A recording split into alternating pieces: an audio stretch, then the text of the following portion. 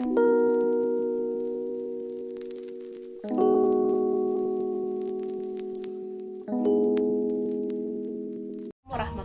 wabarakatuh dan selamat pagi.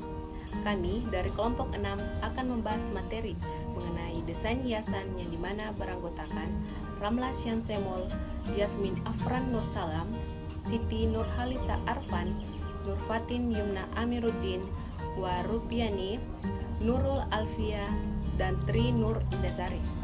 Baiklah, kita akan membahas materi. Materi pertama mengenai pengertian desain hiasan. Desain hiasan ialah suatu rancangan gambar yang diciptakan untuk diterapkan sebagai hiasan pada benda pakai atau benda lainnya yang bersifat dekoratif. Yang dimaksud dengan benda pakai adalah lainan rumah tangga dan busana, termasuk benda untuk hiasan yang bersifat dekoratif seperti taplak meja, hiasan dinding, sarung bantal, kursi, dan lain-lain. Desain hiasan pada suatu benda pada dasarnya merupakan suatu tambahan hiasan yang diterapkan untuk menghasilkan keindahan. Hiasan itu sendiri berperan sebagai media untuk mempercantik, memperindah, atau membuat anggun suatu karya seni. Desain hiasan sebagai karya seni merupakan hasil karya masa lampau yang diciptakan oleh generasi terdahulu yang terus dipelihara, dikembangkan, dan dilestarikan.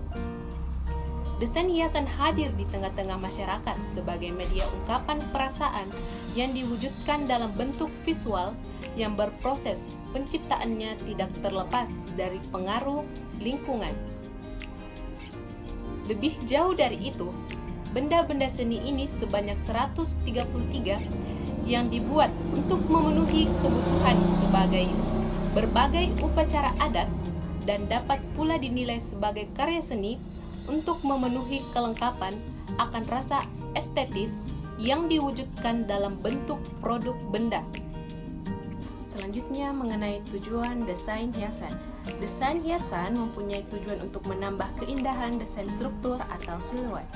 Desain hiasan dapat berupa ragam hias, sulaman, garnitur, dan lain-lain. Sekian dari saya. Selanjutnya, syarat-syarat desain hiasan. Yang pertama, hiasan yang digunakan tidak berlebihan, karena jika hiasan berlebihan akan terlihat ramai dan tidak nampak sebagai pusat perhatian serta tidak memperindah desain strukturnya. Yang kedua, letak hiasan disesuaikan dengan bentuk struktur. Misalnya, untuk desain struktur berbentuk segi empat, dapat menggunakan ragam hias bentuk siku yang diletakkan pada sudut-sudutnya. Jika menggunakan desain hiasan, hendaknya mengikuti desain strukturnya dan jangan merubahnya. Seperti bidang segi empat dibuat hiasan berbentuk lingkaran yang diletakkan pada bagian tengah bidang benda. Jadi harus ada prinsip harmoni dengan bentuk benda. Yang ketiga, cukup ruang untuk latar belakang atau bidang dari benda tersebut yang memberikan efek kesederhanaan dan keindahan pada bidang tersebut. Yang keempat, penempatan desain hiasan disesuaikan dengan luasnya latar belakang dari benda yang dihias. Bidang kecil sebaiknya menggunakan desain hiasan kecil. Sebaliknya, jika latar belakangnya luas, dapat menggunakan hiasan 134 yang agak besar. Jadi intinya, sesuaikan latar belakang benda yang akan dihias. Yang kelima, hiasan juga harus cocok dengan bahan desain struktur dan sesuai dengan cara pemeliharaannya. Sekian dari saya. Desain hiasan. Desain hiasan ada bermacam-macam, yaitu desain hiasan pada turun rapat menjadi dua, desain hiasan teknik sulaman fantasi atau sulaman bebas, dan desain hiasan teknik sulaman aplikasi. Desain hiasan untuk sulaman putih terbagi menjadi 4, sulaman Inggris, sulaman Prancis, sulaman Ricaul, dan sulaman bayangan. Lalu desain hiasan untuk teknik melekat terbagi menjadi 6, benang, bisban, pita, biku-biku, rendah, dan payen. Lalu desain hiasan pada tenungan terbagi menjadi 2, yaitu desain hiasan untuk teknik tusuk silang, desain hiasan sulaman Holbein. Lalu desain hiasan mengubah corak, desain hiasan smoke, desain hiasan terawang, dan desain hiasan teknik sulaman inkrustasi. Berikutnya materi yang akan saya jelaskan yaitu macam-macam pola hias. Yang pertama pola serak atau pola tabor.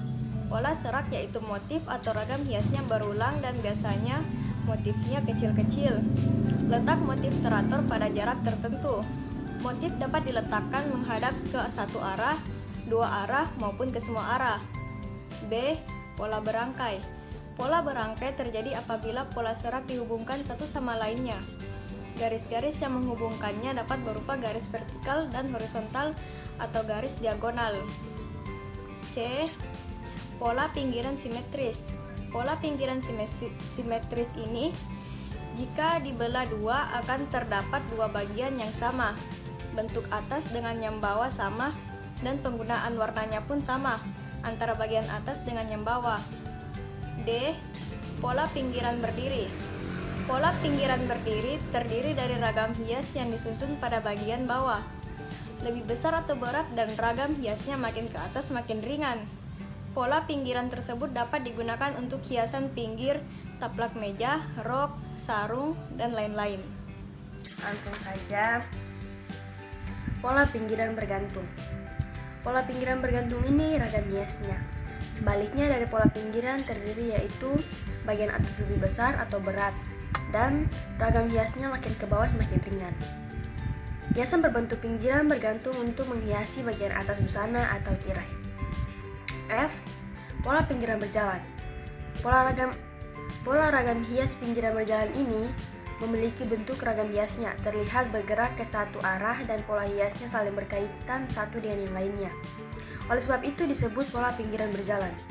Untuk membuat motif pinggiran berjalan digunakan motif yang bentuknya tidak simetris atau dihubungkan dengan garis yang tidak simetris. G. Pola pinggiran memanjat. Pola pinggiran memanjat ini tersusun dari motif-motif sedemikian rupa, sehingga pinggiran seakan memanjat. Hiasan tersebut dapat digunakan untuk hiasan busana, tirai, atau hiasan dinding. Sekian, terima kasih. Selanjutnya yaitu macam-macam bentuk ragam hias. Pada gambar pertama merupakan contoh bentuk ragam hias alam. Bentuk ragam hias alam menggambarkan bentuk benda secara alamiah seperti pohon, rumah, bunga, dinding, binatang, dan lain-lain. Kemudian pada gambar kedua yaitu bentuk ragam hias alam yang direnggang. Bentuk renggan atau stilasi adalah bentuk alam yang telah diubah dan disederhanakan. Walaupun suatu bentuk telah diubah dan disederhanakan, namun dapat dikenal bentuk asalnya. Pada gambar ketiga merupakan bentuk ragam hias geometris. Bentuk ragam hias geometris yang terdiri dari bentuk-bentuk persegi, bulat, dan garis. Dari bentuk-bentuk tersebut dapat diperoleh motif hias dengan mengelompokkan bentuk tersebut, membagi atau memecahkan bentuk-bentuk tersebut. Gambar selanjutnya merupakan bentuk-bentuk dasar yang sederhana, seperti bentuk tetes air, bentuk telur, bentuk daun, dan garis tak berujung. Dengan mengelompokkan bentuk-bentuk dasar tersebut, dapat membuat gambar pohon, bunga, daun, binatang, dan lain-lain. Baiklah, demikian dari saya. Baiklah, saya akan menjelaskan tentang bentuk bebas. Bentuk bebas tidak terikat arah, tergantung keperluan bentuk ragam yang akan dibuat, seperti ragam hias, bentuk abstrak yang tidak beraturan. Selanjutnya, saya akan menjelaskan tentang letak ragam hias pada benda. Yang pertama itu hiasan pusat. Letak hiasan pusat di mana letak ragam hias berada di pusat atau di tengah dari bentuk benda. Yang kedua itu hiasan tengah. Ragam hiasan terletak di tengah bidang benda. Yang ketiga yaitu hiasan tepi. Hiasan tepi, letak ragam hias berada di tepi atau di pinggiran dari benda tersebut. Yang keempat yaitu hiasan sudut. Letak hiasan sudut benda di sudut benda bentuk segi empat. Sekian dari saya. Demikianlah pemaparan materi dari kelompok 6 yang bisa kami sampaikan pada kesempatan ini. Kurang dan lebihnya mohon dimaafkan. Billahi taufik wal hidayah. Wassalamualaikum warahmatullahi wabarakatuh.